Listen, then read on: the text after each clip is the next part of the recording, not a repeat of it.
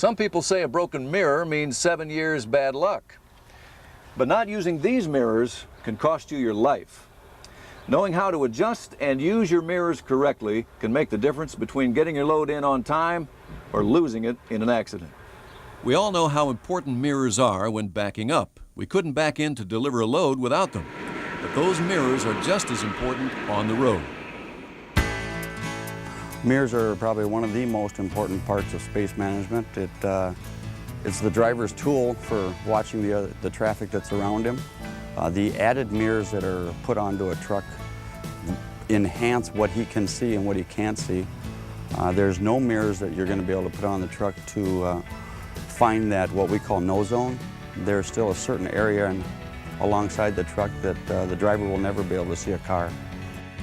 Mirrors are your only way to check what's happening behind you, and to some extent to your sides. You have to know the conditions all around you before you change lanes, pass, merge, change speed. But traffic isn't the only problem your mirrors help you deal with. As a professional, you need to know the status of your whole vehicle, from cargo to tires. And when you're driving, your mirrors are the only tool you have. It's easy to fall into the habit of staring straight ahead. After all, that's the direction you're heading. But a good rule of thumb is to keep up a constant visual scan. Mirrors are important. Everyone's safety on the highway is important. And if you can't see them, other vehicles, you're jeopardizing people's lives. So it's like, just take a minute, adjust your stuff, make sure you can see around your rig, and everybody will have a good trip. There are two basic types of mirrors you use. Each has advantages and disadvantages.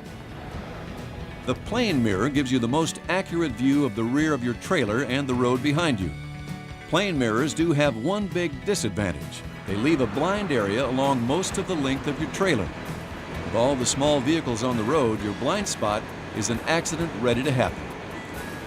Remember one other thing about plane mirrors. The closer you are to the mirror, the bigger the area you see and the larger your field of view. That's why your left mirror gives you a larger view of the road behind you than the right.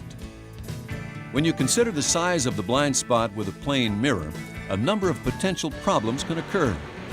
Any lane change or maneuver can be tricky, and tight turns can be a real problem because you can't see everything in your path. That's why convex mirrors are used along with plane mirrors. Convex mirrors have an outward curve. They give a broader view than the plane mirror, and they get rid of most of your blind areas. Convex mirrors will provide you with the largest available view of the sides of your trailer. Like the plane mirror, the convex mirror has its own limitations. You get distortion from the curve, and overtaking vehicles appear to be further away than they are. It's obvious that you need a combination of both types of mirrors to do your job safely. Even with these combination mirrors, you'll still have blind spots. Mirrors alone aren't enough. You need to use them properly to get the most out of them. Learn to use all the mirrors that are on your vehicle. And that means if you have to have somebody physically stand alongside your vehicle to see what you can see and what you can't see, you need to become familiar with what the mirrors do show and don't show, and try to compensate for that in other driving techniques. Adjusting and cleaning your mirrors is the first thing you have to do. Always use a wet cloth. A dry cloth can scratch the surface. To adjust your mirrors, set their positions from the cab. Then get out and tighten them. People have a tendency not to keep their mirrors adjusted well, and wind can change that. Ice and snow can throw your mirrors out of adjustment. Washing your truck, and you get back in, you notice your mirrors are always out of adjustment. So I think having those mirrors tight and having them in adjustment and having them tightened down so wind and rain doesn't interfere with their adjustment is very important. Make sure that the plane mirrors show at least 15 feet to each side.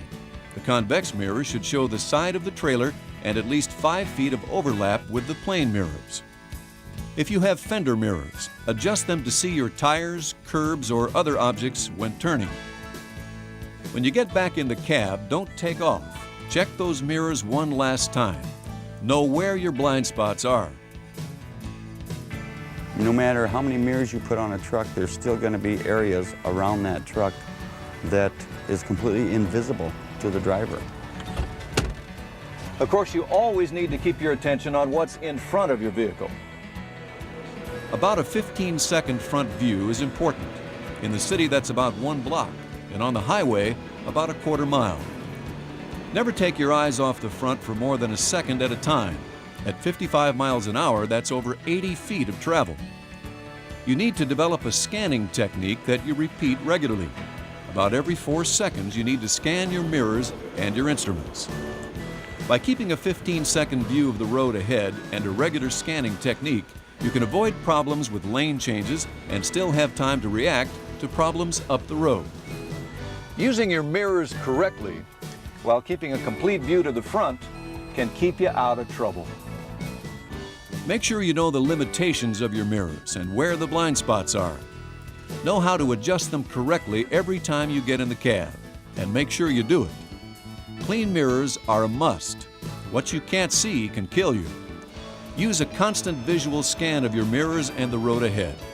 Study the mirrors as much as possible, but use the mirrors with caution, and always, if you're making that turn or making that lane change, do it gradually and as safe as possible. This way you leave yourself a little bit of area to get out.